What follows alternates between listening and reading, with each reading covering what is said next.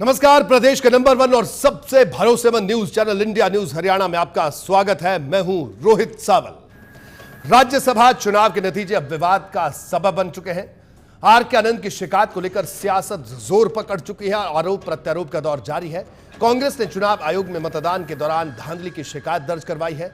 इस दौरान कांग्रेस नेताओं के साथ आर.के. आनंद भी चुनाव आयोग के दरवाजे पर पहुंचे थे। कांग्रेस का आरोप है कि बीजेपी विधायक असीम गोयल ने मतदान के दौरान इस्तेमाल किए जाने वाले पेन को बदल दिया, जिससे कई विधायकों के वोट रद्द हो गए। हालांकि असीम गोयल इन आरोपों को इनकार कर रहे हैं। उधर इनेलो ने भी ऐसे ही कुछ आरोप लगाए हैं और मतदान की वीडियो रिकॉर्डिंग 4 पत्रकारों के पैनल को दिखाने की मांग की है, ताकि गड़बड़ी का निष्पक्ष रूप से खुलासा हो सके। वहीं बीजेपी की तरफ से इन तमाम आरोपों को खारिज किया गया है। अब बड़ा सवाल यह है कि क्या राज्यसभा चुनाव में हुआ उलटफेर किसी साजिश का नतीजा है और कैसे एक साथ रद्द हो गए 13 वोट। तो क्या है राज्यसभा चुनाव के पेन विवाद का सच और आर.के. आनंद के आरोप में कितनी सच्चाई है? इन्हीं अहम सवालों पर एक खास पैनल के साथ करेंगे आज की बड़ी बहस।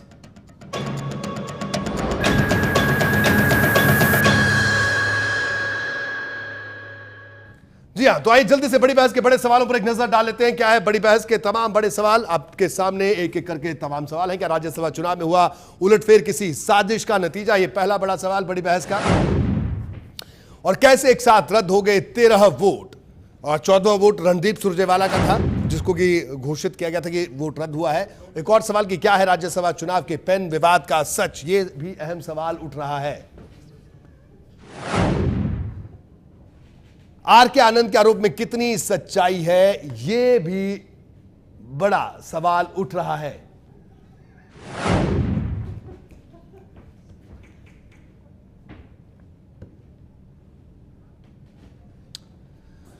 दरअसल पूरा विवाद पेन और स्याही के रंग को लेकर खड़ा हुआ है। कांग्रेस और इनेलो का आरोप है कि जिस पेन से बैलेट पेपर पर मार्क किया जाता है, बीजेपी विधायक असीम गोयल ने उस पेन को बदल दिया। सुनिए।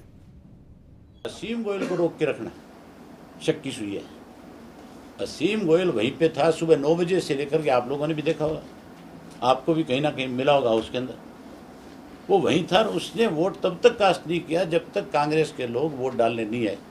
जैसे ही कांग्रेस के लोग सीढ़ियों पे चढ़ना शुरू हुए, उसने जाकर के अपना सबसे पहला ये काम किया, अपना वोट डाला और साथ साथ पेन बदल दिया। इसके बाद का जो सीरियल नंबर है 93 के अंदर असीम गोयल ने जो सीरियल नंबर है उसका 93 था, क्योंकि मैं साथ साथ जो वोट डालने आ रहे थे उनके नंबर साथ साथ नोट कर रहा था।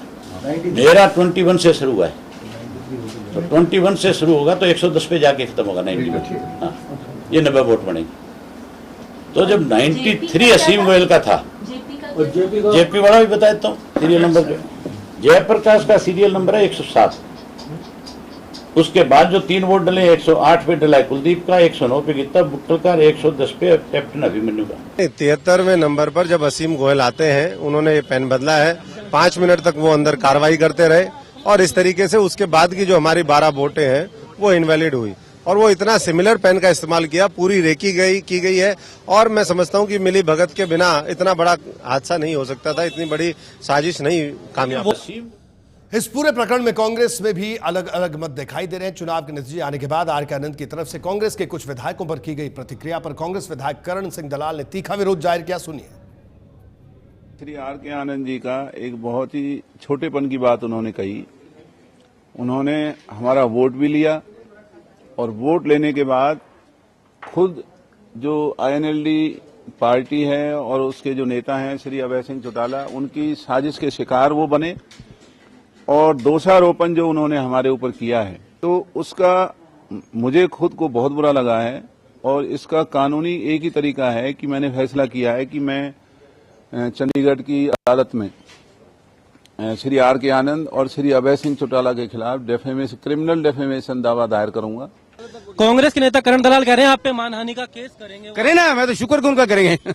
क्या कांग्रेस की मिलीभगत लग रही है आपको? नहीं, मैं देखो इस पे कांग्रेस वाले के बारे में कमेंट नहीं करूंगा। अभी जब कोर्ट में जाऊंगा उसका जवाब दूंगा इसके बारे में। वहीं तमाम आरोपों को कैबिनेट मंत्री अनिल विज ने खारिज किया और कहा वीडियोग्राफी में कैसे गड़बड़ हो सकती है। तो इस पर पलटवार करते हुए अभय चौटाला ने वीडियो रिकॉर्डिंग की जांच करने की मांग की है। अब ये जो आरोप लगा रहे हैं, पहले अच्छी तरह सोच लें कि इनेलो ने कांग्रेस के खिलाफ लड़ना है या कांग्रेस ने इनेलो के खिलाफ लड़ना है। एक नेता का बयान आता है कांग्रेस के खिलाफ आता है, दूसरे नेता का बयान आता है इनेलो के खिलाफ आता है, और फिर जब को नहीं मिलता तो वो सरकार के खिलाफ लगा देते हैं। भाई ये सारा जो चुनाव होता है ये अंडर सर्विलेंस होता है, इसकी वीडियोग्राफी होती है। जो वीडियो रिकॉर्डिंग की वो बात करते हैं उसको सार्वजनिक कर लें। अगर वो कहते हैं कि सार्वजनिक नहीं हो सकता है तो फिर उसको 10 लोगों को, 4 लोगों को, 6 लोगों को, जो जिम्मेवार व्यक्ति हैं, चाहे वो प्रेस के लोग हैं, चाहे कोई IAS रिटायर्ड हैं, चाहे कोई आपके जुडिशरी से रिटायर्ड लोग हैं, चाहे वो जुडिशरी में इस टाइम मौजूद हैं, उनके सामने 90 के 90 विधायक की वो CD चला करके दिखाएं, जिसमें एक एक विधायक की रिकॉर्डिंग होती है कि वोट डालने कौन गया, वोट डालने कौन गया। उसके दौरान, क्योंकि इसमें ज़्यादा से ज़्यादा समय जो है वो 2 या 3 सेकंड का लगता है वोट डालने में, क्योंकि केवल एक डंडा खींच करके आना है। वो डंडा भी बैलेट पेपर आपके हाथ में, आपने जैसे अंदर घुसे ऐसे निशान लगाया और बाहर आ गए। अगर बाकी विधायकों ने उसमें 3 सेकंड, 5 सेकंड, 10 सेकंड लगाए और असीम गोयल अगर अंदर खड़ा होकर के उसमें ज़्यादा समय लगा रहा है तो फिर मान करके चलो सीधी वो सीडी ही साबित कर देगी कि असीम गोयल ने। वो इस पूरे विवाद को लेकर पूर्व CM भूपेंद्र सिंह हुड्डा ने क्या कहा, ये भी सुनिए। जहाँ तक कांग्रेस पार्टी का सवाल है, हमारे विधायकों ने जब वोट डालने गए तो उनके पेन और टेलीफोन बाहर रखे गए थे। कोई उनके पास ना पेन था और ना टेलीफोन था। अंदर आई, अपनी वोट डाली, और जो हमारे महामंत्री थे हरिप्रसाद जी, सब ने उनको दिखाई जो 12 हुई। अगर वो एक पेन से वोट दी हुई है तो इसका मतलब क्या है? आज कुछ दिक्कत नहीं है, फॉरेंसिक साइंस इतनी डेवलप हुई है, वो बता देंगे एक ही पेन से हुआ है, अलग अलग पेन से हुआ है। एक ही पेन से हुआ है तो इसका मतलब यह है षड्यंत्र हुआ है ये, और षड्यंत्र में भारतीय जनता पार्टी और जो इलेक्शन मशीनरी शामिल थी। वो इस सब के बीच बीजेपी की तरफ से पोलिंग एजेंट रहे ज्ञानचंद गुप्ता का बयान भी खासा अहम है। उन्होंने माना कि पोलिंग बूथ पर संदिग्ध पेन था। सुनिए।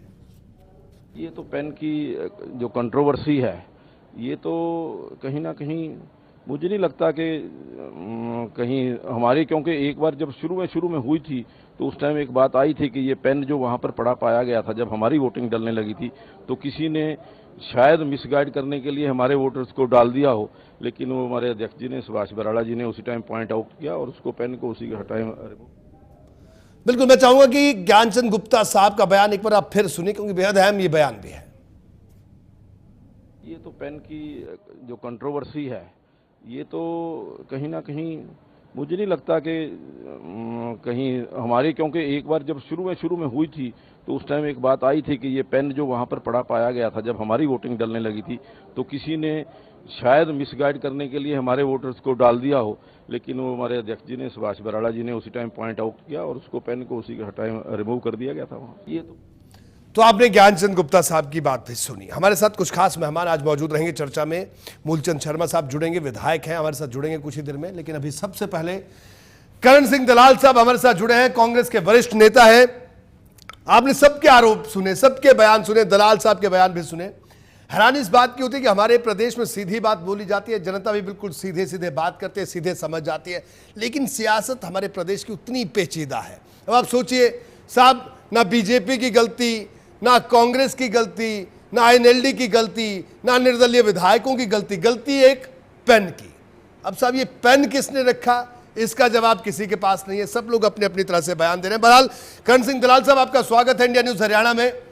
दलाल साहब, आपसे सबसे पहला सवाल आपसे ये, आप पर आरोप लगे जी, दलाल साहब आप पर भी आरोप लगे, कहा गया कि जो पूरी साजिश रची गई, सूत्रधार करार दिया गया, आपको यह कहा गया। लेकिन बड़ा अहम सवाल दलाल साहब ये जानना चाहेंगे कि ये जो पेन का विवाद है, क्या लगता है आपके नजरिए से, क्या लगता है? अभय सिंह चौटाला साहब कहते हैं कि 93 सीरियल नंबर पर असीम गोयल ने वोट दिया, उसके बाद 107 नंबर पर जयप्रकाश ने वोट दिया, जयप्रकाश जी जो विधायक हैं, और बीच के वोट जो है वो इनवैलिड हुए। ये अभय चौटाला साहब की थ्योरी है और उनका कहना है कि साहब सीधे तौर पर कांग्रेस के ये विधायक थे, उनका ये कहना है। आप कह रहे नहीं साहब INLD के विधायक थे। क्या लगता है दलाल साहब आपको? क्योंकि आप लाइव इस पूरे विवाद के बाद अभी जुड़े हैं हमारे प्रदेश की जनता के साथ।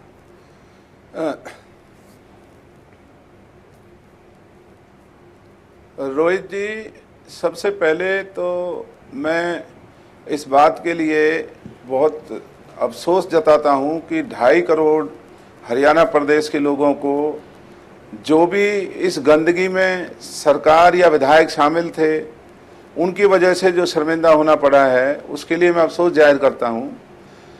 और जो मखौल देश के कानून का और मर्यादाओं का हरियाणा की विधानसभा में जो ये पिछले दिनों राज्यसभा के वोट के नाम पर हुआ है, जो बहुत ही खोटी राजनीति वहाँ दिखाई गई है, इस पर वाकई बहुत चिंता की बात है। और जो सवाल आपने मेरे से किया है, आज अभय चौटाला जी की सोच पर मुझे तरस आता है कि जिस तरीके से पहले दिन उन्होंने क्या बयान दिया, कल उन्होंने फिर कोई नया बयान दिया है, और ऐसी कौन सी दूरबीन लगी हुई है जिनमें देख करके उन्होंने ये माना है कि कैंसिल होने वाले वोट कांग्रेस के हैं या किसी XYZ के हैं।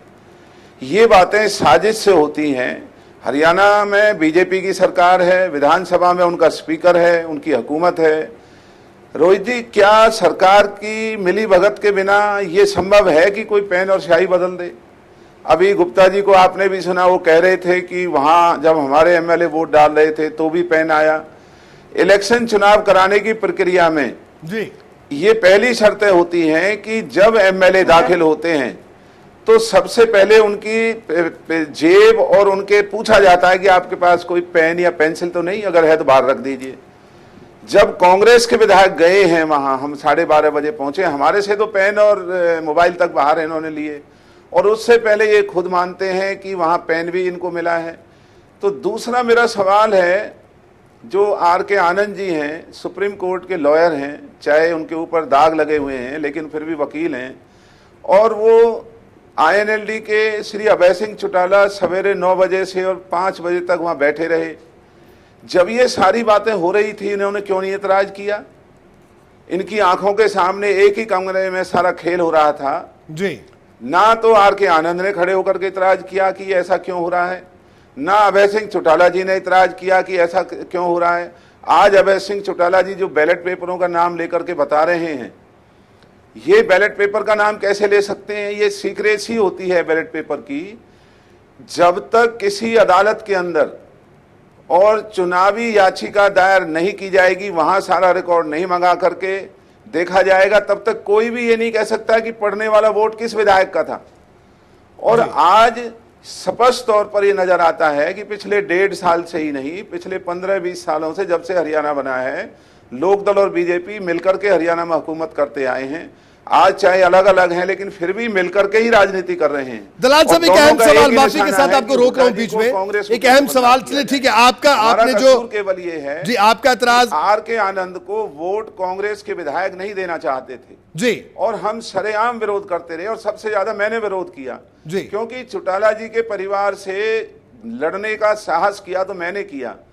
आज तक उनके सामने कोई खड़ा नहीं हो पाया, इसलिए मेरा इतराज सबसे बड़ा था कि मैं चौटाला के पार्टी के समर्थित किसी भी उम्मीदवार को अपना वोट नहीं दूंगा। लेकिन जब RK आनंद ने दिल्ली में आकर के कांग्रेसी होने का दावा किया, उन्होंने कांग्रेस में शामिल होने की दरखास्त दी, ऐलान किया मीडिया के सामने कि मैं जीता तो कांग्रेस के साथ रहूंगा, सोनिया जी और राहुल जी के साथ रहूंगा, तो फिर हमने कहा ठीक है, हम इसे वोट देंगे। और ये ना हरियाणवी होते हुए भी और दागदार व्यक्ति होते हुए भी, चौटाला पार्टी का समर्थित उम्मीदवार होते हुए भी, कांग्रेस ने बड़प्पन दिखा करके, हमारे जनरल सेक्रेटरी वहां खड़े हुए थे, उनको दिखा करके हमने वोट डाला है। और वोट डालने के बावजूद कांग्रेस को बदनाम किया जाए, कांग्रेस को यह कह करके आज ना कोई सरकार को इस बात का उल्हाना दे रहा है कि सरकार के होते हुए 2.5 करोड़, ये विधायकों का अपमान नहीं है। ठीक है, ये दलाल साहब, एक सवाल और, माफी के साथ आपको बीच में रोक रहा हूं। दलाल साहब, आपसे यहां पर ये जानना चाहेंगे, करके भेजा जाता है जो अपने ईमान के साथ और अपने इलाके के लोगों के साथ इस तरह से धोखा कर रहे हैं जी, इसका पर्दाफाश होना चाहिए जी। और इसमें दलाल साहब, क्या मेरी आवाज सुन पा रहे हैं? FIR दर्ज होनी चाहिए। ये विपक्ष के नेता श्री अभय सिंह चौटाला जी आज इलेक्शन कमीशन में जाने की बात कर रहे थे, उस दिन इन्होंने कोई इतराज किया नहीं। अभी तक ये चुनाव को हाईकोर्ट में चुनौती देने तक की कोई बात करते नहीं। इन्होंने एफआईआर क्यों नहीं दर्ज कराई जब ये कहते हैं कि इन्होंने असीम गोयल को देखा है, ये कहते हैं कि इन्होंने जयप्रकाश जी को देखा है, ये कहते हैं कि और भी वहां जो लोग थे उनको इन्होंने अब मान लिया, तो विपक्ष के नेता के बतौर ये एफआईआर दर्ज कराएं, सरकार के खिलाफ कराएं, विधानसभा के अधिकारियों के खिलाफ कराएं। अगर पैन बदला तो ये पैन बदलने की हिमाकत बिना सरकार और प्रशासन की हुकूमत के, अभय सिंह चौटाला की मिलीभगत के, ये इस तरह से स्याही और पैन बदल नहीं सकता। उसका तो कोई जवाब दे नहीं रहा कि व्यवस्था के होते हुए ये बच्चों जैसा खेल कैसे हुआ। और आरोप मढ़ने लगे हुए हैं कांग्रेस के ऊपर, जबकि बैलेट पेपर किसका खराब है, किसकी शाही खराब है, इसको तो केवल और केवल हाई कोर्ट में देखा जा सकता है। या जैसे मैंने डेफेमेशन सूट डालने का जो मैंने चुनौती दी है, और मैं इस हफ्ते अगले हफ्ते जो भी कानूनी प्रक्रिया के मुताबिक मैं डालूंगा, मैं मंगाऊंगा कोर्ट में उस वोट को और उसको दिखाऊंगा कि देखिए ये वोट कहाँ गलती है, क्या खराबी है। और हमारा वोट लेने के बाद आर के आनंद हमारा धन्यवाद करता, उल्टा हमें गाली दे करके, हमें अपमानित करके और अभय सिंह चौटाला के हाथों में खेल रहा है। ठीक है, तो ये राजनीति तो बहुत ही हरियाणा की दूषित, अभय सिंह चौटाला जैसे अनपढ़ लोगों ने जो अपनी प्रक्रियाओं को जानते नहीं, विपक्ष के नेता की जिम्मेवारी को समझते नहीं, विपक्ष को गाली दे रहा है सरकार से मिलकर के। वरना तो विपक्ष का नेता है वो, उसे तो हमारा भी बचाव करना चाहिए और अपनी जिम्मेवारी पूरी करनी चाहिए जी। और आज जो बीजेपी कहती है, अभय सिंह चौटाला बयान देता है, मीडिया उसको बड़ी प्रमुखता से उसको लिखता है।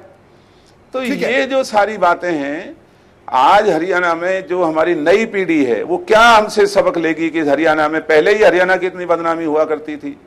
और आज ये 12 विधायक जो 14 वोट कैंसिल हुए हैं जी, जहां हरियाणा सरकार पंचायतों में तो ढोंग करती है कि हम पढ़े लिखे पंच सरपंच भेजेंगे, और ये पढ़े लिखे विधायकों ने जो ये दलाल साहब माफी के साथ रोक रहा हूं, मैं बड़ी देर से आपसे सवाल क्रॉस क्वेश्चन करने की कोशिश कर रहा हूं, लगता है दलाल साहब जुड़े और मूलचंद शर्मा साहब हमारे साथ जुड़ चुके हैं, भारतीय जनता पार्टी के विधायक हैं। दलाल साहब, ब्रेक से पहले बड़े विस्तार से हमने आपको सुना, आपने अपनी तमाम बातें रखी, बहुत जरूरी था तमाम बातें समझना, लेकिन इससे पहले मैं मूलचंद शर्मा जी के पास जाऊं। एक सवाल आपसे दलाल साहब, आपने कहा कि अभय चौटाला साहब कैसे ये सीरियल नंबर बता रहे हैं, क्योंकि वो तो कैसे वो बैलेट नंबर बता रहे हैं कि साहब 93 से लेकर 107 के बीच के वोट कैंसिल हुए।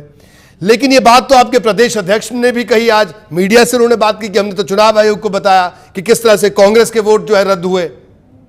आपके प्रदेश अध्यक्ष खुद ये बात कह रहे हैं।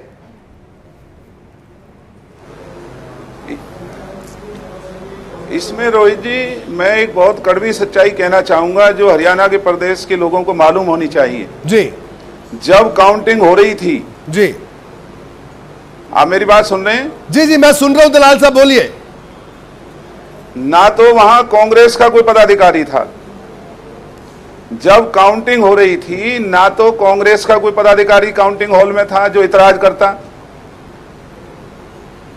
ना अभय सिंह चौटाला जी अंदर मौजूद थे जो उस वक्त इतराज करते कि दिखाओ मुझे ये कैसे खराब हुआ, ना आर के आनंद ने गिनती को रोका, और वो वकील हैं, पहले एमपी रह चुके हैं, उन्हें उसी वक्त काउंटिंग रोक करके इलेक्शन कमीशन को मामला रेफर करना चाहिए था। इन्होंने कुछ नहीं किया, चुपचाप वहां बैठे तमाशा देखते रहे।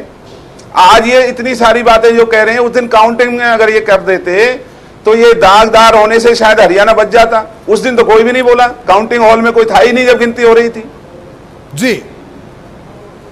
क्या कोई जवाब दे सकता है इस गैर जिम्मेवारी की वजह से हरियाणा का कितना बड़ा नुकसान हुआ है? पार्टियों को कितना गैर जिम्मेदारी तो फिर आपकी तरफ से भी हुई, आपके संगठन की तरफ से भी हुई। जो लोग सामने की लड़ाई लड़ते हैं,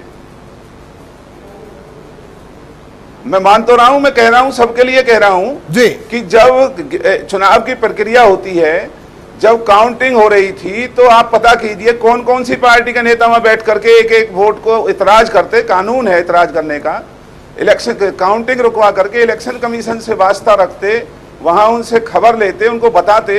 वहां तो कोई था ही नहीं। अभय सिंह चौटाला जी तो बस नहीं, दलाल साहब एक बात तो और समझ में आती है कि चले चौटाला साहब विपक्ष विरोधी दल में के हैं आपके, लेकिन आपके प्रदेश अध्यक्ष ने भी कहा कि कांग्रेस के 12 वोट रद्द हुए, तो क्या ये तय मान लिया जाए कि जो रद्द वोट हुए वो कांग्रेस के ही है?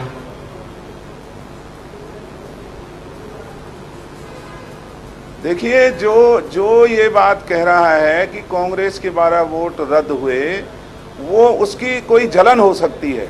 वरना कम से कम मुझे तो बताओ, मैं 5वीं दफा एमएलए बना हूं और इस मुल्क में वकील हैं, सारे अधिकारी हैं, जजेज हैं, ये कैसे कह सकते हैं कि जो वोट कैंसिल हुए हैं वो कांग्रेस के हैं? और मैं अब आप पर आता हूं, अभय सिंह चौटाला का जो कल का बदला हुआ बयान है, वो खुद ही कह रहे हैं कि 2 वोट तो कांग्रेस के और पड़े हैं। कुलदीप शर्मा और गीता बुक्कल का आज वो मानते हैं कि वोट पड़ा है जी। फिर कांग्रेस के वोट कैसे ऐसे कैंसिल हो गए?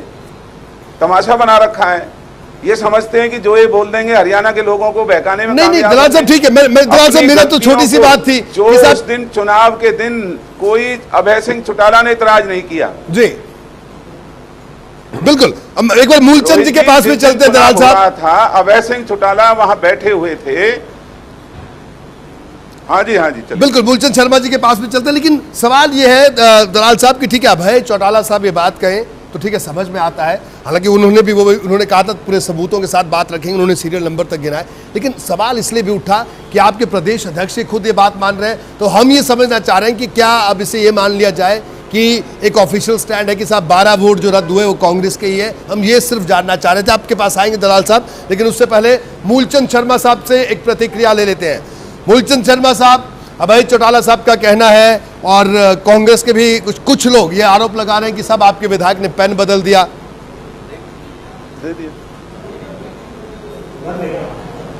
रोहित जी, कांग्रेस के निर्णय के लोग क्या कहते हैं क्या नहीं कहते, उनके जब कोई भी आदमी हारता है जी, वो आरोप हमेशा लगते हैं कि इसने ये कर दिया, पेन बदल दिया, बूथ पे नहीं, बूथ पे कब्जा हो गया।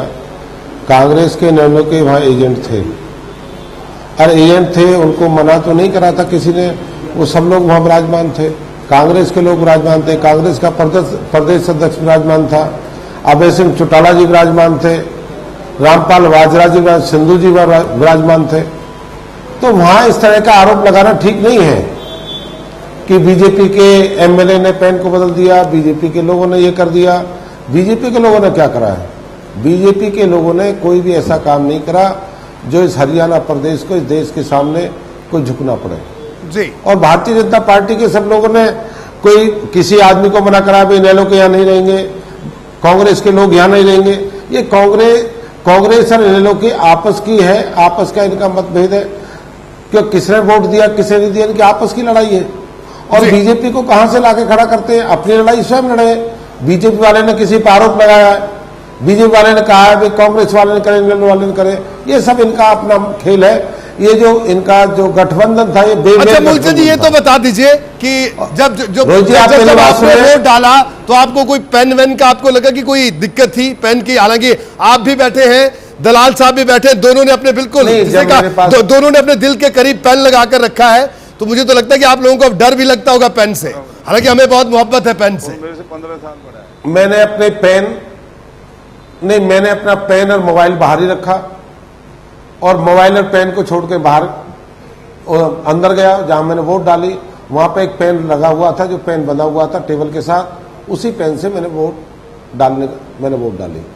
और कांग्रेस के लोग या इनेलो के लोग कह रहे पेन नहीं था जी, पेन बदल गया, कहां था कहां नहीं था, ये इनका अपना जो मामला है, इनकी आपसी जो बेमेल जो इनका गठबंधन था उसका परिणाम है।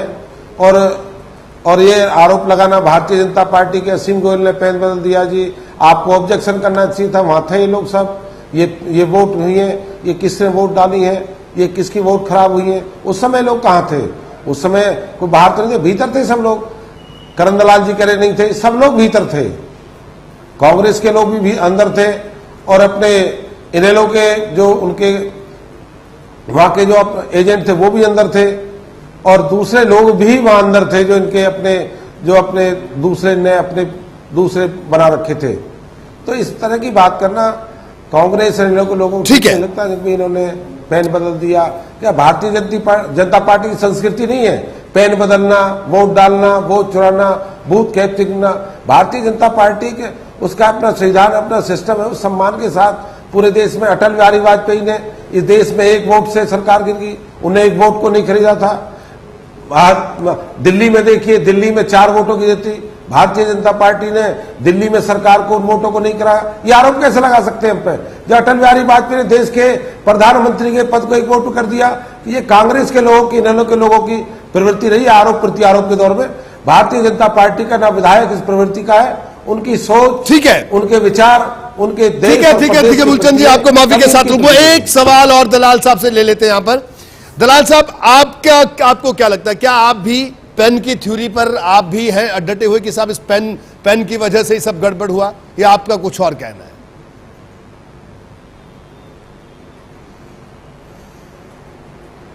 देखिए, ये गड़बड़ तो हुआ है, लेकिन ये गड़बड़, ये साजिश भारतीय जनता पार्टी, विधानसभा और अभय सिंह चौटाला की मिलीभगत से हुई है। बिना हुकूमत के इतनी बड़ी गड़बड़ नहीं हो सकती। ठीक है। दूसरा, आपने अशोक तंवर जी का कहा, अब ये बड़ी विडंबना है जो बीके हरिप्रसाद जनरल सेक्रेटरी, जो ऑथोराइज्ड, जो वहां पर हमारे पार्टी के वो थे, उनको दिखा दिखा के वोट डाला है। उनका बयान है आज अखबारों में कि कांग्रेस के सभी विधायकों ने मुझे दिखा करके वोट डाला है जी। तो अशोक तंवर जी कैसे कह सकते हैं कि ये वोट कांग्रेस के थे? इन्होंने कहां से बैलेट पेपर देख लिया? ये तो अंदर भी नहीं थे, बाहर ही बैठे हुए थे। तो इस तरह की बात कहने से पहले सोचना चाहिए। और मैं तो एक और मांग करता हूं रोहित जी आपसे जी, ये हरियाणा का ही नहीं, पूरे देश के सामने एक नई राजनीति का घिनौना चेहरा आज खड़ा हो गया है। तो ये जो रिप्रेजेंटेशन ऑफ पीपल एक्ट है, यानी जो जनप्रतिनिधि चुनाव जीतते हैं लोकसभा और विधानसभा और राज्यसभाओं में, तो भारतीय जनता पार्टी ने ही ये कानून बदला था कि जो राज्यसभा का वोट है वो अपने नेता को दिखा करके डालना पड़ेगा, वरना सीक्रेसी होती है जी। जब हमने वोट अपने नेता को दिखा करके डाला है और फिर अब ये इल्जाम लग रहे हैं, तो भारतीय जनता पार्टी के वजह से उनकी सह पर ये इतना गंदा काम हुआ है। तो मैं मांग करता हूं, अगर भारतीय जनता पार्टी इसमें शामिल नहीं है और जो मोदी जी ईमानदारी का इतना बड़ा दावा भरते हैं, तो एक ऑर्डिनेंस लेकर के आए आरपी एक्ट में कि जो वोट जो डले हैं उनको कभी भी कोई भी आरटीआई में देख सकता है। ठीक है। तो आज अगर ये ऑर्डिनेंस ले आए तो 15 दिन में हरियाणा के लोग दरखास्त लगाएं और एक एक विधायक के वोट को देखें। रहा सवाल शाही का, शाही और पेन का जो खेल है, ये बिना सरकार की सह और अभय सिंह चौटाला जी जो इस चीजों में माहिर रहे, वो परेशान हैं क्योंकि उनका परिवार जेल में है, दुनिया भर के मुकदमे उनके चले हुए हैं। वो अपनी सौदेबाजी करने में लगे हुए हैं कि भारतीय जनता पार्टी का साथ देकर के किसी भी तरीके से और वो अपने परिवार को राहत दिला सकें। और 2.5 करोड़ लोगों को जो अपमानित होना पड़ा है उसकी किसी को कोई चिंता नहीं है। ठीक है दलाल साहब, एक छोटा सवाल और बाकी मेहमान भी हमारे साथ जुड़ गए हैं। तकनीकी खराबी की वजह से चंडीगढ़ के मेहमान हमारे साथ अब तक नहीं जुड़ पाए थे। मैं माफी मांगता हूं तमाम इस तकनीकी खराबी के चलते। लेकिन एक छोटा सवाल और, उसके बाद ब्रेक के लिए रुकेंगे, फिर बाकी मेहमानों के पास चलेंगे। सवाल ये कि आर.के. आनंद साहब जिस दिन जब रिजल्ट अनाउंस हुआ तो वो अभय सिंह चौटाला साहब के साथ थे जब उन्होंने मीडिया से बात की बाद में, लेकिन आज जब चुनाव आयोग में आपत्ति दर्ज कराने गए तो अशोक तंवर साहब के साथ गए। मुझे ये बात हम समझ नहीं आ रही कि साहब ये किस तरह की स्थिति है। आर.के. आनंद साहब पहले दिन जब जिस दिन नतीजे आए उन्होंने साफ तौर पर कहा कि कांग्रेस के नेताओं ने धोखा किया, मतलब उन्होंने आला कमान को नहीं कहा, ये बात भी उन्होंने साफ की थी। उन्होंने कहा कि कॉन्स्पिरेसी थी कांग्रेस के नेताओं की, उस दिन उन्होंने ये कहा। आज वो कांग्रेस के प्रदेश अध्यक्ष के साथ जाकर वहां पर आपत्ति दर्ज करवाते हैं। तो बड़ी अजीब सी स्थिति साहब। हम तो प्रदेश की जनता हैरान है कि आखिरकार हकीकत क्या है, पेन की कंट्रोवर्सी कौन किसके साथ है। दलाल साहब संक्षेप में जवाब चाहूंगा।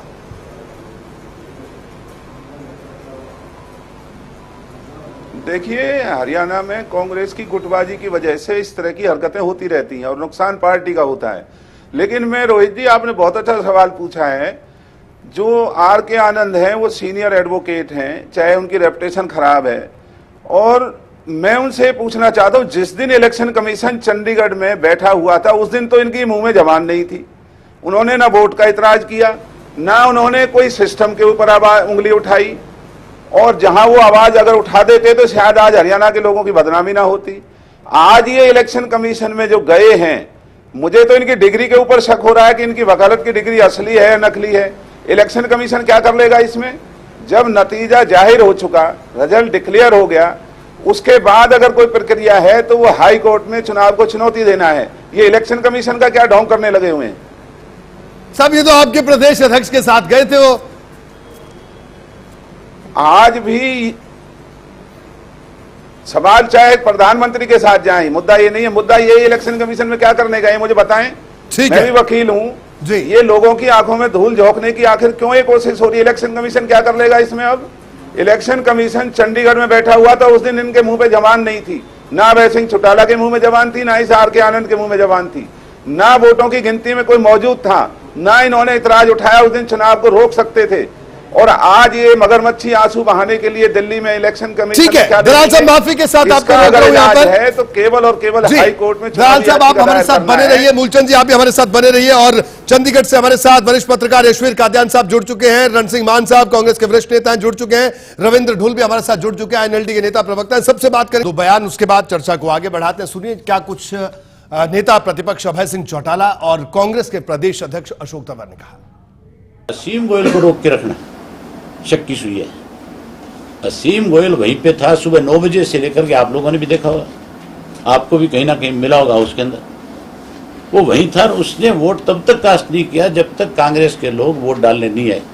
जैसे ही कांग्रेस के लोग सीढ़ियों पे चढ़ना शुरू हुए, उसने जाकर के अपना सबसे पहला ये काम किया, अपना वोट डाला और साथ साथ पेन बदल दिया। इसके बाद का जो सीरियल नंबर है 93 के अंदर असीम गोयल ने जो सीरियल नंबर है उसका 93 था, क्योंकि मैं साथ साथ जो वोट डालने आ रहे थे उनके नंबर साथ साथ नोट कर रहा था। मेरा 21 से शुरू हुआ है, तो 21 से शुरू होगा तो 110 पे जाके खत्म होगा 90। हाँ, ये 90 वोट बनेंगे। तो जब 93 असीम गोयल का था, जेपी वाला भी बता देता हूँ सीरियल नंबर जो जयप्रकाश का सीरियल नंबर है 107।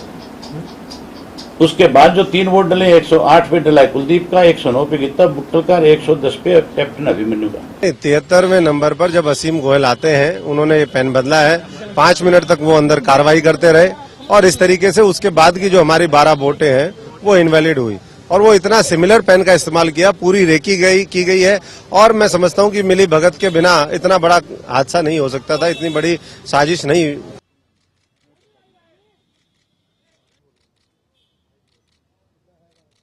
तो बहरहाल बड़ी बहस को आगे बढ़ाते हैं। हमारे साथ यशवीर कादियान साहब भी जुड़ गए। यशवीर जी क्या कहेंगे? पूरा विवाद चल रहा है, दलाल साहब ने अपने तर्क रखे, मूलचंद शर्मा साहब ने कहा कि साहब हम जो कुछ हो रहा है जबरदस्ती सरकार का नाम घसीट रहे हैं, आईएनएलडी ने अपनी बात कही। क्या लगता है आपको इस पूरे सिनेरियो को देखते हुए, क्या कहना है यशवीर जी आपका?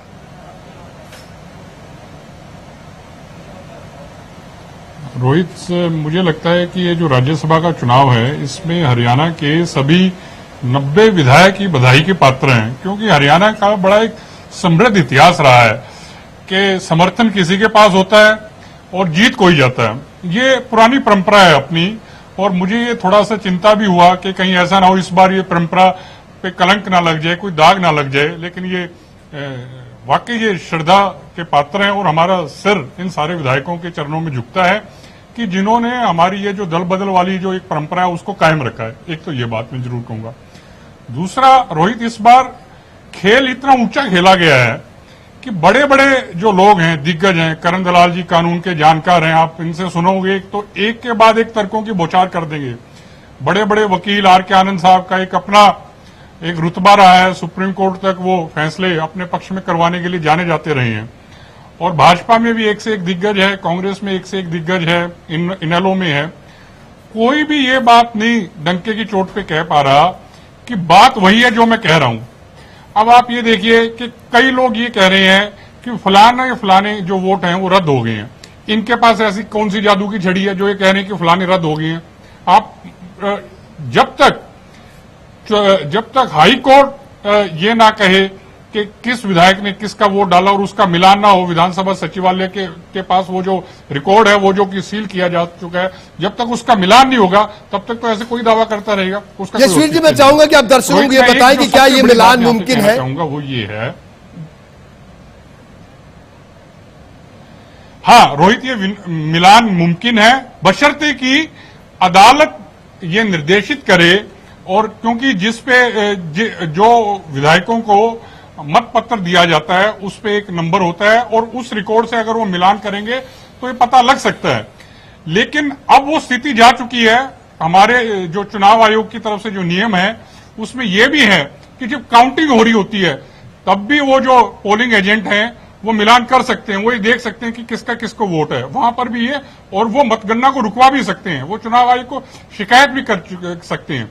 लेकिन अब चूंकि नतीजे की घोषणा हो चुकी है रोहित, अब वो स्थिति जा चुकी है। अब तो सिर्फ और सिर्फ अदालत ही इस मामले में दखल दे सकती है।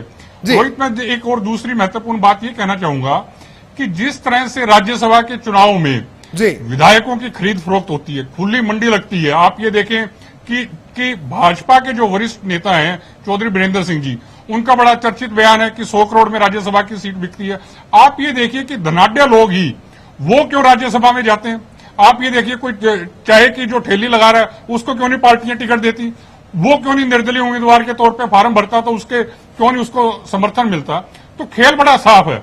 ये जो जन सेवा का लबादा ओढ़ के आते हैं, ठीक है, जो ये कह रहे होते हैं कि भाई हम तो देश को आगे लेके जाएंगे, ये सब हरियाणा की जनता समझती है। रोहित, मेरा एक बात ये कहनी है कि राज्यसभा चुनाव की पारदर्शिता सुनिश्चित करने के लिए ये ओपन इलेक्शन होना चाहिए, ताकि देश की जनता को, प्रदेश की जनता को ये साफ साफ पता हो कि किस विधायक ने किसको वोट किया है, ताकि ये सौदेबाजी की गुंजाइश है इसके ऊपर स्थायी अंकुश लग सके। और मोदी जी जो कि पारदर्शिता के मसीहा हैं, वो ये काम कर सकते हैं। रोहित, ठीक है। मान साहब, आपके पास भी आता हूं, लेकिन उससे पहले रविंद्र ढुल साहब, कई सवाल आपकी पार्टी पर, आपके नेताओं पर भी उठे इस पूरे पैनल में, तो मैं चाहूंगा कि आप भी अपनी बात जरूर रखें।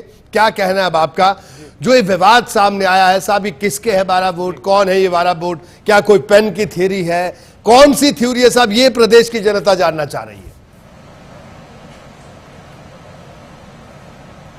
देखिए रोहित, पहली बात तो मैं बहुत देरी से जुड़ा हूं, तो मुझे एक बार समय दीजिएगा। जी जी, सबसे पहले तो मैं माननीय विधायक जी करण सिंह दलाल जी की बातों के ऊपर बात बोलना चाहूंगा कि इनको जो है ना, माननीय विधायक जी जो है, मैं इनकी बड़ी इज्जत करता हूं, लेकिन इनको बड़ी समस्या रहती है कि भारतीय जनता पार्टी की सरकार है, लेकिन इनकी खींच और सारी की सारी जो है पूरी तरह से जो है इनेलो के ऊपर निकलती है। सीबीआई को ये जेब में लेकर के घूमते हैं। पता नहीं, समझ में नहीं आता कि सीबीआई की वो छड़ी इन्होंने जेब से निकाल करके अभी तक इन्होंने ये घोषणा क्यों नहीं कर दी कि किसने क्या किया है। चलिए इससे आगे चलते हैं हम। इनका ये तो माननीय विधायक जी तो हमेशा जो है चौटाला परिवार के बारे में जो है इस प्रकार से बोलते रहे हैं, कोई हरियाणा का इतिहास रहा है। अब मैं आपको बताता हूं फैक्ट की बात। अभय सिंह जी जो है माननीय नेता प्रतिपक्ष इलेक्शन एजेंट थे। पहली बात ये बिल्कुल स्वीकृत है कि इलेक्शन एजेंट थे। दूसरी बात, जब चौधरी भूपेंद्र सिंह हुड्डा जी जो है वोट डालने के लिए उनका गुट इकट्ठा आया, क्योंकि दलाल साहब ने भी ये बात एडमिट की है कि गुटबाजी है कांग्रेस में, तो जब ये आया तो उस के बीच में और पहले जब वोट डले दोनों के बीच में एक गैप था। ठीक है, उस गैप के बारे में हम जानते हैं। पहले असीम गोयल जी वोट डालते हैं और वो वहां पर अधिक देर के लिए रुकते हैं। ये एक एडमिटेड फैक्ट है जो अभय सिंह जी ने कहा भी है, और उन्होंने तो यहां तक कहा है कि आप इस बात को साबित कर दीजिए, यदि आप इसको साबित ना कर पाए जो मैंने कहा है तो मैं राजनीति छोड़ दूंगा। ठीक है, अभय सिंह जो असीम गोयल जी ने वहां पर किया। अब हमारे लिए जो महत्वपूर्ण चीज है समझने वाली वो ये है कि जो 12 वोट इनवैलिड हुए वो सब के सब एक प्रकार के पेन के कारण हुए, एक प्रकार के पेन के कारण। तो ये बात तो संभावना है ही नहीं कि वो पेन जो है विधायकों ने आपस में एक दूसरे के साथ में एक्सचेंज किया हो, क्योंकि ओपन सीसीटीवी फुटेज में आएगा कि एक विधायक दूसरे माननीय विधायक दूसरे विधायक को पेन दे रहा है, ये तो है नहीं। तो ये बात निश्चित है किसी न किसी ने वहां पर चुनाव के समय पर रखा हुआ पेन बदला है। यदि वह पेन नहीं बदला जाता तो ये काम होना बिल्कुल भी संभव नहीं था। और जिस प्रकार का आनंद जी के लिए माननीय दलाल साहब जो है प्यारे शब्द निकाल रहे थे, उससे बात स्पष्ट है कि ये आनंद साहब को वोट तो देना नहीं चाहते थे। चलो कांग्रेस के निर्देश पे इन्होंने वोट दिया है, किस प्रकार का वोट दिया है ये भी इस समय पर सामने आ चुका है हरियाणा के अंदर। लेकिन बात यह है कि क्या कांग्रेस इस बात से इनकार करती है, क्या इनके प्रदेश अध्यक्ष इस बात से इनकार करते हैं कि इस मामले में जांच होनी चाहिए? जांच होती है, उसके अंदर यदि इनको लगता है कि हमारी पार्टी के लोग गिल्टी हैं तो जी इनके जेब में सीबीआई है, कृपया अंदर डालिए, आपकी जेब से सीबीआई बाहर निकाले और हमें अंदर डाले, लेकिन जांच जरूर कराएं। आप जांच जरूर कराएं। जांच के अंदर विधानसभा का जो है स्टाफ भी इन्वॉल्व होगा। पेन तो चेंज हुआ है, इस बात से कोई इंकार नहीं कर सकता, क्योंकि 13 विधायकों ने एक पेन से वोट डाला है। जी, तो अब क्या ढुल साहब, अब आप- एक सवाल और जो मैं आप आपसे इस पूछूंगा, पर उसके जांच बाद नहीं देना मैं चाहते? रण सिंह मान साहब के पास आऊंगा। ढुल साहब, मेरा एक सवाल और है। ठीक है, आपने सबसे पहले ये पेन वाली थ्योरी को सामने लेकर आए, इसमें कोई शक नहीं है। आपने बताया कि चलिए कुछ तथ्यों के आधार पर आप आए, लेकिन अगर पेन बदला गया तो सवाल ये उठता है, तो फिर कांग्रेस विधायकों को तो उस पर कोई कॉन्स्पिरेसी नहीं है, फिर तो आरोप कौन पेन बदल सकता है? ये तो आए, इन्होंने वोट डाल दिया, वोट जिसको भी डालो, हम नहीं कह सकते किसको डाला, क्या किया। यही तो मैं कह रहा हूं ना आपको, तभी तो हम कह रहे हैं कि असीम गोयल भाजपा विधायक, उन्होंने पेन को बदला है और निर्दलीय विधायक जयप्रकाश जी उस पेन को दोबारा बदल करके गए हैं जी। यही मैं कह रहा हूं कि इसके अब ये जयप्रकाश जी को किसने फीड किया था? अब जयप्रकाश जी, क्योंकि एक यानी आप कह रहे हैं कि ये जो षड्यंत्र जिसे आप कह रहे हैं, ये तथा कथित षड्यंत्र आपका कहना है बीजेपी और भारतीय जनता पार्टी नहीं रचा, यानी कांग्रेस तो ट्रैप में आ गई, ये आप कह रहे हैं, क्या ये माना जाए? भारत कांग्रेस नहीं, मैं ये कह रहा हूं कि कांग्रेस किस प्रकार से बीच में आती है। जयप्रकाश जी जो है कांग्रेस को समर्थन करते रहे हैं, उनकी कांग्रेस से निकटता किसी ठीक है। अब या तो आप इस बात को कहें कि जो जयप्रकाश, कांग्रेस कैसे बीच में आती है? आप हर जगह पर भूपेंद्र सिंह हुड्डा जी के गुट के साथ में दिखते हैं, चाहे धरना हो चाहे प्रदर्शन हो, आप साथ में दिखते हैं। आपने भाजपा को समर्थन नहीं दिया है, लेकिन बावजूद उसके आपने इस प्रकार का कार्य किया है। मैं कह रहा हूं कि आप क्रिमिनल केस रजिस्टर कीजिए असीम गोयल जी के खिलाफ, ये कॉन्स्पिरेसी सामने आ जाएगी। बातें मत कीजिए, आप सीबीआई को जेब से निकालिए और क्रिमिनल केस रजिस्टर कराइए, बातें मत कीजिए। ठीक है, दलाल साहब से जवाब लेंगे, लेकिन उससे पहले रण सिंह मान साहब के पास भी चलते हैं। ढुल साहब जी, मान साहब काफी देर से बैठे, मान साहब क्या कहेंगे आप, किस तरह से आप देखते हैं, आपको क्या लगता है कि ठीक है, रविंद्र ढुल साहब ने कि इनकी पार्टी का कहना है कि इस कॉन्स्पिरेसी की जांच हो, पेन कॉन्स्पिरेसी जो है जिसे उन्होंने एक पेन की थ्योरी निकाली है, लेकिन आपको क्या लगता है क्या है इस पूरी स्थिति में आपके नजरिए से, क्या ये पेन की कॉन्स्पिरेसी है जो सरकार की तरफ से रची गई? तो अगर ऐसी स्थिति है तो कांग्रेस क्या ट्रैप में आई? ये सवाल मैं आपसे भी पूछूंगा। हालांकि इनका कहना कि नहीं, ट्रैप में नहीं आई, ये जानबूझकर कांग्रेस ने मिलकर ये किया, ये आरोप आईएनएलडी लगा रही है, आपका क्या कहना है मान साहब? देखिए रोहित जी, दो बात शीशे की तरह साफ है। पहली ये कि 12 वोट जो रद्द हुए, वो वोट की शाही अलग से होने से रद्द हुए जी। दूसरा ये भी फैक्ट है कि वो वोट जो रद्द हुए वो आर.के. आनंद के पक्ष में उनके ऊपर चिन्ह लगाया गया था जी, क्योंकि ये बात जो वहाँ मतगणना के टाइम में जो काउंटिंग एजेंट थे उन्होंने भी देखी। यहाँ प्रश्न ये खड़ा होता है कि यदि दूसरी शाही का पेन इस्तेमाल हुआ, जो एक तरह से चुनाव आयोग की प्रॉपर्टी है, कोई दे भी सकती तो है नहीं जो वहां उसको बदल करके गई होगी। चुनाव आयोग के इंस्ट्रक्शन पे, उसके निर्देश पे यहाँ जो मशीनरी काम कर रही थी वो अपने लेवल पे कोई इस तरह का जोखिम भरा काम कर ले, ये संभव नहीं है। ये केवल तभी हो पाएगा जबकि सत्ता पक्ष के ये बात नॉलेज में है और उसका भी कहीं न कहीं किसी रूप में थोड़ा सहयोग हो। मैं आपको एक उदाहरण दे देता हूँ। तो ये तो होगी भारतीय जनता पार्टी का रो, और जिस तरह से जिस कॉन्फिडेंस के साथ वो अपनी जीत का दावा कर रहे थे, जिसको लोग मखौल में भी उड़ा रहे थे, तो ये लगता है कि निश्चित रूप से भारतीय जनता पार्टी को कुछ आभास ऐसा जरूर हुआ होगा उसके नेताओं को, जो मीडिया में बयान दे रहे थे कि कुछ जो है विचित्र होने जा रहा है, जिसकी वजह से ये नतीजे आएंगे। मैं जो है, क्योंकि इलेक्शन एजेंट जरूर थे कांग्रेस के, वीके हरिप्रसाद और रणदीप सुरजेवाला, लेकिन आर.के. आनंद जी का कोई काउंटिंग एजेंट कांग्रेस पार्टी से नहीं था। लिहाजा मैं वहाँ पे हरियाणा विधानसभा में गया और काउंटिंग चल रही थी, वो बंद कमरे में थी, और जो इलेक्शन एजेंट भी थे अलग अलग दलों के, वो सब वहाँ पे तकरीबन मौजूद थे।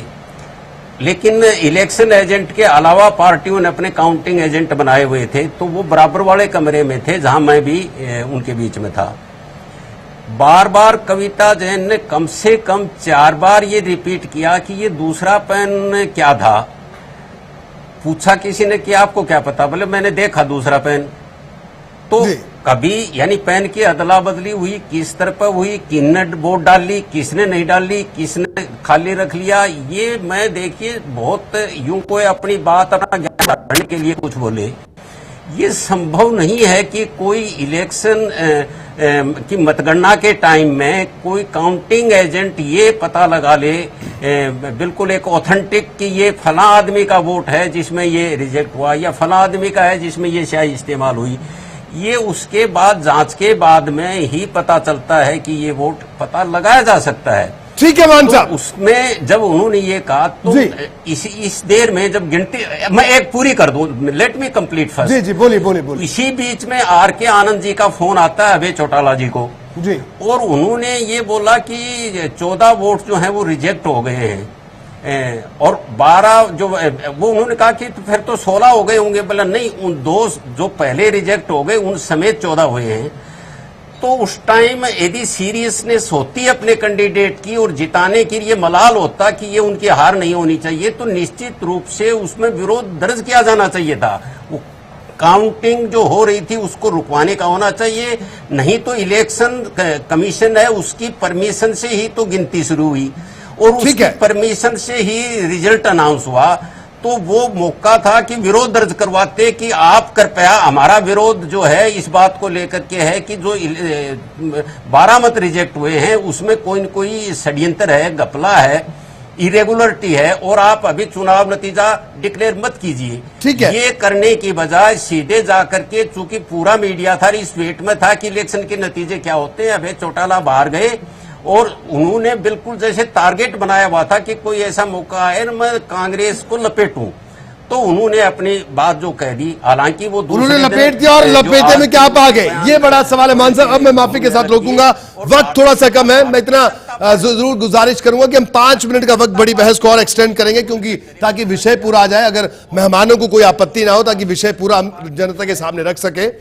दलाल साहब, एक बड़ा अहम सवाल इस पूरी चर्चा में सामने आया। देखिए साहब, आर.के. आनंद साहब को जब हार हुई, वो सामने आए मीडिया के, ऑन रिकॉर्ड उन्होंने कांग्रेस पर आरोप जड़ा और कहा कि कांग्रेस के गुट ने, बाकायदा ये कहा उन्होंने कि मेरे खिलाफ एक साजिश रची। चलिए ठीक है, एक बात, आज वही आर.के. आनंद कांग्रेस के नेताओं के साथ जा रहे हैं चुनाव आयोग में कि साहब आप जांच करिए। चलिए वो अलग विषय है बहस का कि चुनाव आयोग अब इसमें क्या कर सकता है क्या नहीं कर सकता।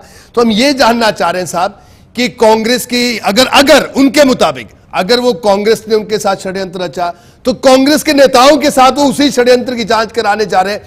ये बड़ी अजीब सी स्थिति बनती हुई दिख रही है, हम ये जानना चाह रहे हैं साहब। दलाल साहब। रोहित जी, यही तो मैंने थोड़ी देर पहले कहा है कि आर.के. आनंद जी जो वकील होने के दावा कर रहे हैं, मुझे तो उनकी डिग्री के ऊपर भी शक हो रहा है।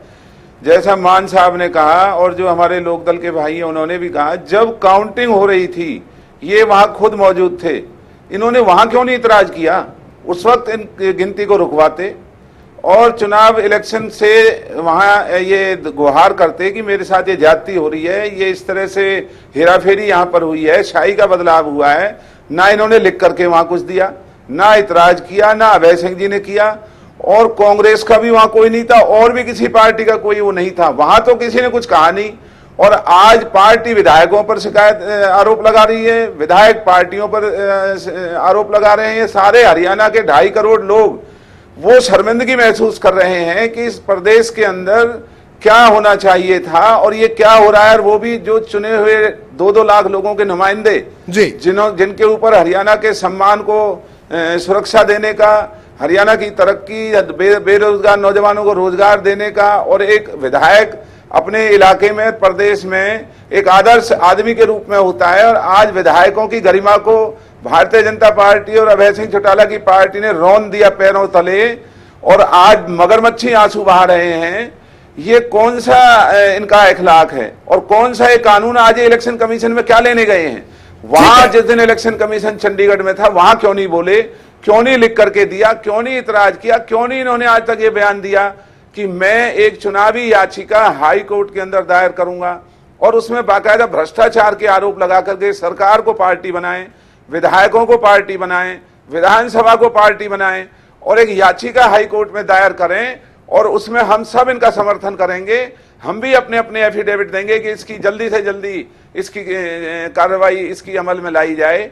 और या जैसा मैंने कहा, जो मोदी सरकार इस तरह की ईमानदारी का दावा करती थी, सरकार को अख्तियार है, केंद्र सरकार को, ये बदनामी हरियाणा की नहीं पूरे देश की बदनामी है कि विधायक। ठीक है दलाल साहब, मैं रोक रहा हूं आपको माफी के साथ।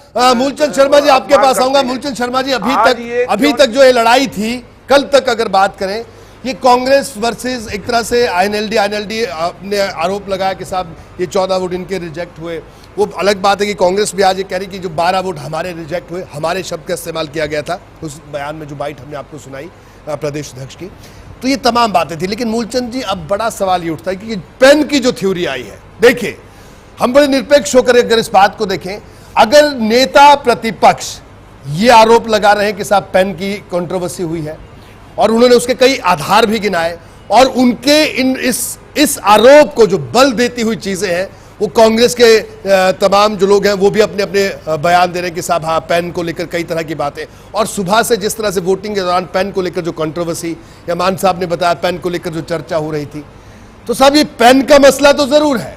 और दूसरी अहम बात कि विधानसभा के अंदर जहां पर पोलिंग हो रही हो, साहब पेन कोई कैसे बदल देगा, बताइए आप जरा बात। तो इसलिए सवाल तो उठ रहे हैं मूलचंद जी। रोहित जी, ये पेन का जब किशन मूर्ति हुड्डा थे, जब पेन की चर्चा सुनी, उस समय कांग्रेस के लोगों को बताना चाहिए था, अपने अध्यक्ष को बताना चाहिए था, प्रभारी को बताना चाहिए था। मैंने वो पेन के बारे में चर्चा सुनी है, आज उसकी बात करते हैं। पेन की चर्चा मैंने सुनी थी उस दिन, मैं विधानसभा के रूम में था। किशन मूर्ति जी पुराने नेता हैं और विधानसभा को कितनी बार उन्होंने नेतृत्व कराया।